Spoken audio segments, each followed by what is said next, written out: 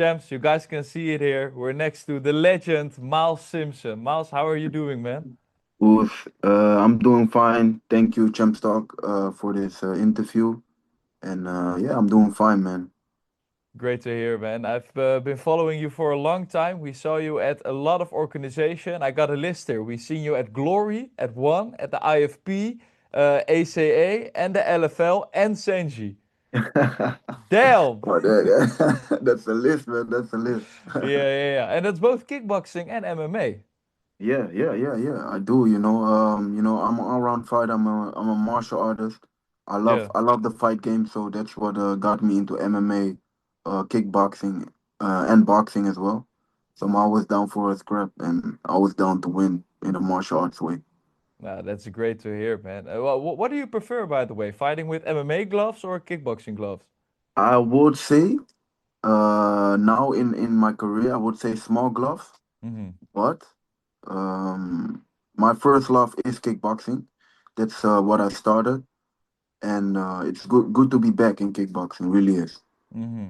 And how is the what is the biggest difference in like defending? Because in MMA gloves, I can think about if you hold your hands Right, like this, you're gonna right, punch right, yourself.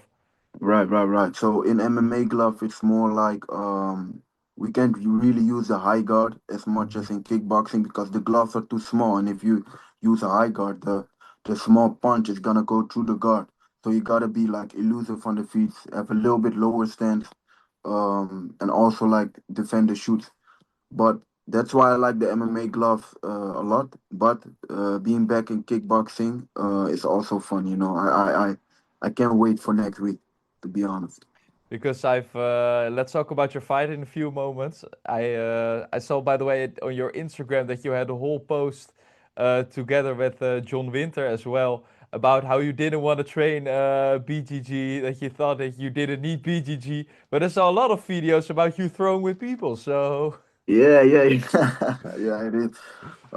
Yeah, basically, I had to humble myself and Mhm. uh, to get down to the basic because BGG is a part of martial arts, and there were times like I really neglected it, and then I paid the price for it. But yeah, I had to be humble and get the basics. Mhm. Definitely the basic, get together, repetition for MMA. So it was definitely an eye opener for the mixed martial arts journey. Let's talk about your fight upcoming next week for now for a Right, second. Senshi right. 32, it's Yes, sir. finally time. How are Yes, you sir. feeling, man? How is the preparation going? My preparation is going well. Like I said, kickboxing is my first love, so it's been I've been back in the gym, full kickboxing, no other discipline I need to train on, and it feels really good. I did a lot of sparring. I'm feeling great. My weight is already like almost at the weight limit, so I'm very positive. I can make a big impact on Senshi 32. Oh, you're already in weight. Usually you hear from fighters that they have to Right. cut a lot of weight on fight week. Right. So, the thing with me is like I like to like have a lot of fights lined up. In the last couple years. Oops, oops, the camera. Uh, The first the knockdown. first knockdown, man. Getting straight to it. No, but yeah.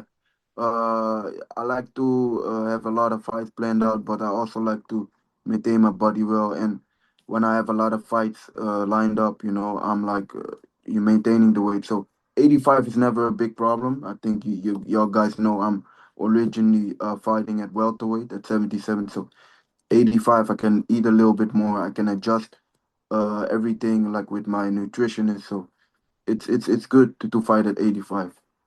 What are the biggest concerns you had when you fought on a smaller weight? Because now obviously you have a lot more freedom fighting at a higher weight. Right. I think the most problem is just not to slip up, with the nutritionist. I would track my nutrition very strictly. I couldn't. how much My knockdowns phone. can we have?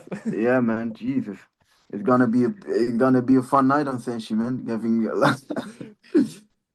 yeah, so strict on my diet and doing taking the fun away from that. So Fighting at 77, that was definitely taking the fun away from. But at 85, I'm good, man.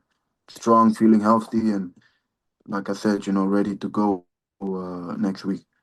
You're gonna fight at the tournament, at the Grand Prix. What are your thoughts about a Grand Prix? How different is your preparation when you're going to fight in a Grand Prix than when you're gonna Mm, fight a single fight? right. So basically, like in the past, I won multiple tournaments. I won my world championship belt, the Slam Muay Thai World Championship back in Suriname was also a tournament. I won my first belt when I was a youngin. Became a Dutch champion, also 8-man tournament. So I'm very well aware what tournaments fights bring and how what the plan is to execute the perfect game, but to win tournaments. That being said, that being said, SENSHI 32 is a very good tournament to showcase my skills and to show that I'm still top of my game. And what's the biggest difference when you're fighting a single fight and a tournament? For me, doesn't really a big difference because I go in the mentality I have to win.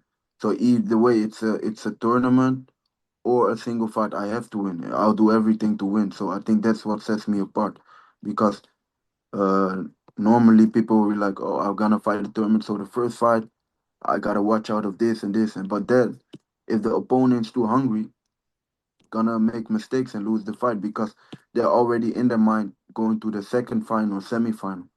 But I'm just here, the first fight, focus on that, winning that fight, and then we go from there. Yeah, how is that feeling in between those fights? Because obviously the pain level is going up again after you calm down after the first fight. How is that moment in the dressing room after that first fight, knowing that you gotta have to fight potentially 2 more times? First, it's a relief because we get to the second match. It's a relief. Then I gotta check up what are my injuries, what can I do, what I have to be worried about. But I think just living in the moment makes it more like exciting because it's a good feeling when you win a fight and then going to next fight you have a good boost, a big boost. So Mhm. it's a familiar territory and I can't wait to feel that feeling again. Let's talk about your opponent for a second, man. Your first opponent has a very difficult name. I don't know if you can pronounce it. Ross, I think Ross. Ross. That's Yeah, it. yeah, That's the most important thing. What yeah. can you say about your opponent? I seen him fight a couple of times. I seen him fight on Senshi. He's a southpaw. He Hmm. has a Muay Thai background. So that's a good matchup for me, to be honest. Like, I also have a Muay Thai background. I fought southpaws before. I'm always successful with southpaws. He's not a typical K1 fighter, like a kickboxing fighter, so I think he's gonna use his range well. But I think the game plan we did in this fight camp is very solid. So I really can't wait to implement that game plan on fight night against my opponent. Are you not gonna say anything about your game plan, right? No, no, I can't. Just know that I'll be bringing fireworks. Just know that. Okay, I'm very excited, man. I'm gonna let you go for now, and I'm All right. gonna see you next week, man. We're gonna be there as well, and it's gonna be a big show. All right. Thank you so much for this interview. Once again, Champstalk, thank you. Senshi 32, Senshi, the organization, thank you all.